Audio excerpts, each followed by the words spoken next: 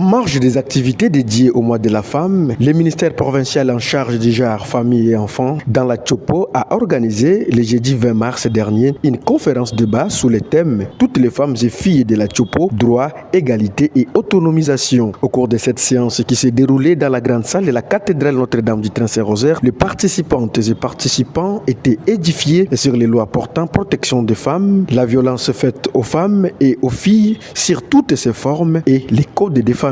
Cette conférence était répartie en 3 communications. Dr Christian Mapele, représentant de la ministre du Genre, Famille et Enfants dans la Tchopo, revient sur les biens fondés de cette conférence. La finalité, c'est d'abord capaciter nos mamans, vulgariser les différents textes. Parce qu'on a toujours dit qu'un peuple périt par manque de connaissances. Et la loi aussi dit que nul n'est censé ignorer la loi. Donc on voulait vraiment apporter de l'information, que les mamans aient suffisamment d'informations sur les différentes lois qui protègent la femme, qui protègent les enfants et qui parlent du genre. Ça c'était la première chose. Et deuxièmement, qu'elles s'approprient de ça.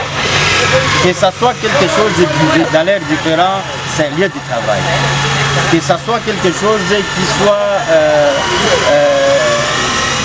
qui entre dans le fonctionnement normal dans leur milieu de travail. Pour sa part, magistrat Bob Sabiti, l'un des conférenciers, nous donne les grandes lignes de sa communication sur les codes de la famille. Elle brossait de manière générale le code de la famille en ses différents grands points. On a parlé de l'état civil, les actes de l'état civil nécessaires pour tout citoyen, comment les obtenir et leur importance.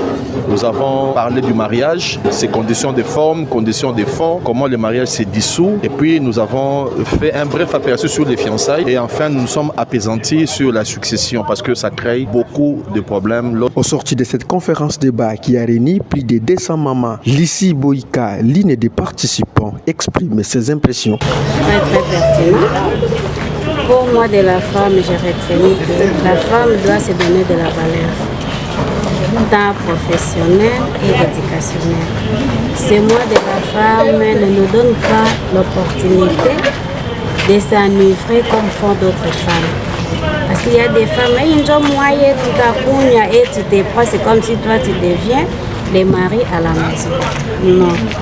Mais ces mois nous donnent juste l'égalité des chances au niveau du travail. La femme congolaise au centre de toutes les ambitions, c'est le thème retenu et pour la commémoration du mois de la femme, édition 2025 dans la RDC.